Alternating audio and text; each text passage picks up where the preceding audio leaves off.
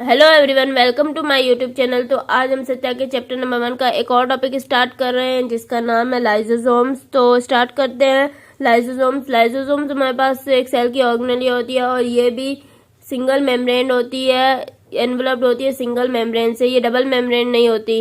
Lysosomes are spherical vesicles enveloped by a single membrane. Lysosomes हमारे पास एक spherical vesicles होती है जो कि सिंगल मेम्ब्रेन से एनवलप्ड होती है। ये स्फेरिकल इन शेप होती है, वेसिकल्स होती है। ये हमारे पास गोल्जी अपैरेटस से बड ऑफ होके बनती है। Lysosomes are regarded as the digestive tract of the cell since they are actively involved in digestion of cellular substances namely proteins, lipids, carbohydrates and nucleic acids। Lysosomes को हम बोलते हैं digestive tract of the cell क्योंकि इनका function क्या होता है, intracellular digestion of cell.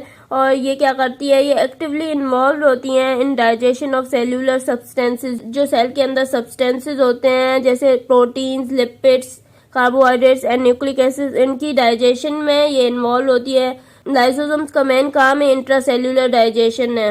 Lysosomal enzymes are categorised as hydrolysis. Lysosomal enzymes को हमने कैटेगराइज किया हुआ है एज हाइड्रोलाइसिस। लाइसोसोम्स के अंदर 40 डिफरेंट टाइप्स के एंजाइम्स होते हैं, उनको हम बोलते हैं हाइड्रोलाइसिस। हाइड्रोलाइसिस का काम क्या होता है कि ये वाटर की मदद से ब्रेक डाउन करते हैं सब्सटेंसेस की। अब जैसे प्रोटीन है तो उसके अंदर ये वाटर की एडिशन करेंगे और उसकी ब्रेक डाउन कर देंगे, और लिपिड्स वगैरह, कार्बोहाइड्रेट सबकी इस तरह ब्रेक डाउन करते हैं। तो इस तरह प्रोटीन्स, लिपिड्स और कार्बोहाइड्रेट्स डाइजेस्ट होते हैं।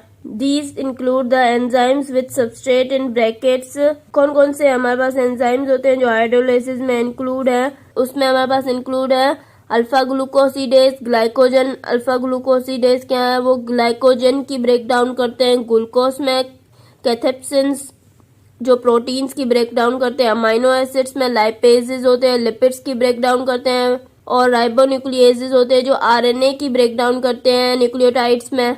The lysosomal enzymes are responsible for maintaining the cellular compounds in a dynamic state by their degradation and recycling।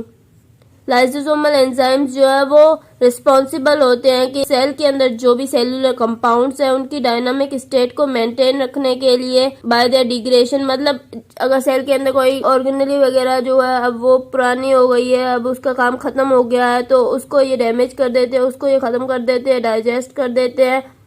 तो इस तरह और जो फूड वगैरह आता है जैसे कार्बोहाइड्रेट, लिपिड्स, उनकी भी ये डाइजेशन करते हैं। तो इस तरह ये सेल के अंदर सेलुलर कंपाउंड्स को मेंटेन रखते हैं डायनामिक स्टेट में, उनकी रिसाइकलिंग और डिग्रेडेशन करके। The degraded products leave the lysosomes usually by diffusion for utilisation by the cell.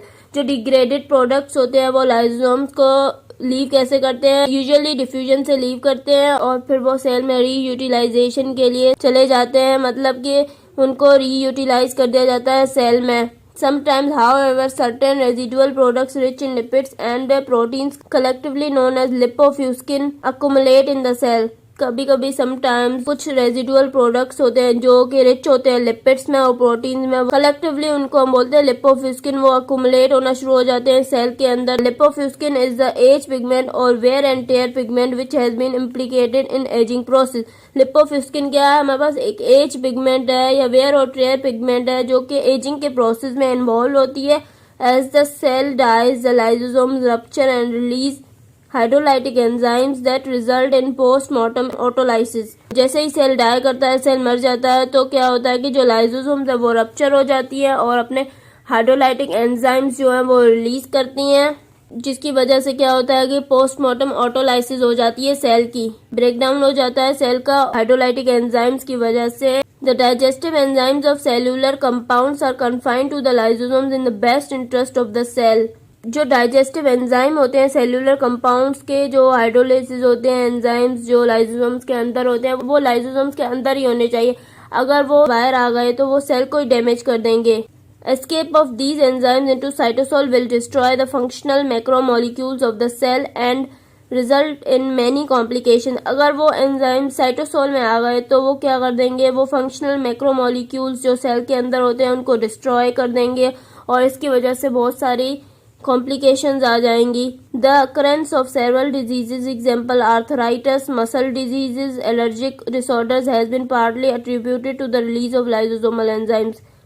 कुछ डिजीजेज हैं जैसे आर्थराइटिस हो गई, मसल्स की कुछ डिजीजेज हो गई, एलर्जिक डिजीजेज हो गई, तो ये लाइसोसोमल एंजाइम्स की रिलीज की वजह से हो जाती हैं।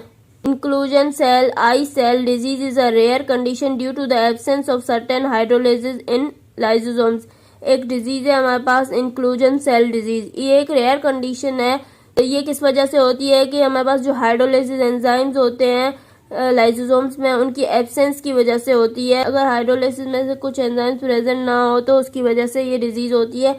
However, these enzymes are synthesized and found in the circulation. However, हमारे पास ये एंजाइम्स जो है वो सिंथेसाइज होते हैं और सर्कुलेशन में ये प्रेजेंट होते हैं। I cell disease is due to a defect in protein targeting as enzymes can not reach lysosomes. I cell disease क्यों होती है, किस वजह से होती है? क्योंकि डिफेक्ट आ जाता है प्रोटीन टारगेटिंग में, क्योंकि एंजाइम्स जो है वो लाइसोसोम्स तक पहुंच नहीं पाते, मतलब प्रोटीन सही नहीं बनते। तो एंजाइम्स तो प्रोटीन होते हैं ना, तो वो लाइसोसोम्स तक सही तरीके से पहुंच नहीं पाते और लाइसोसोम्स के अंदर फिर एंजाइम्स की डेफिशिएंसी हो जाती है। लाइसोसोम्स के अंदर हाइड्रोलाइसिस की डेफिशिएंसी हो जाती है, जिसकी वजह से फिर ये डिजीज हो जाती है। अब मैं आपको डायग्राम से बताती हूँ कि लाइसोसोम्स किस तरह बनती है गोल्जी अपैरेटस से बड ऑफ होके। अब ये हमारे पास गोल्जी अपैरेटस है, तो पहले जो हमारे पास जो एंजाइम्स बने थे हाइड्रोलाइसिस, वो हमारे पास एंडोप्लाज्मिक रेटिकुलम पे बनते हैं। फिर वो वहाँ से एंडोप्लाज्मिक रेटिकुलम से वेसिकल्स की फॉर्म में ट्रेवल करके यहाँ पे गोल्जी अपैरेटस के पास आते हैं। गोल्जी अपैरेटस उनमें चेंजिंग करता है कुछ और फिर उन डाइजेस्टिव एंजाइम्स को वेसिकल की फॉर्म में बड ऑफ करता है। तो जो वो डाइजेस्टिव एंजाइम वाली वेसिकल बनती है उसको हम बोलते हैं लाइसोसोम। तो लाइसोसोम हमारे पास इस तरह बनते हैं। ये देखिए ये बर्ड ऑफ हो गई है लाइसोसोम्स। लाइसोसोम्स की भी दो टाइप्स होती हैं, प्राइमरी लाइसोसोम और सेकेंडरी लाइसोसोम। तो ये हमारे पास प्राइमरी लाइसोसोम है जो नई नई बनती है, और फिर जब प्राइमरी लाइसोसोम के साथ किसी भी चीज़ की फ्यूजन हो जाए तो हम उसको बोलते हैं सेकेंडरी लाइसोसोम। ये सेकेंडरी लाइसोसोम है। ये डायग्राम देखिए आप, ये लाइसोसोम की डायग्राम है।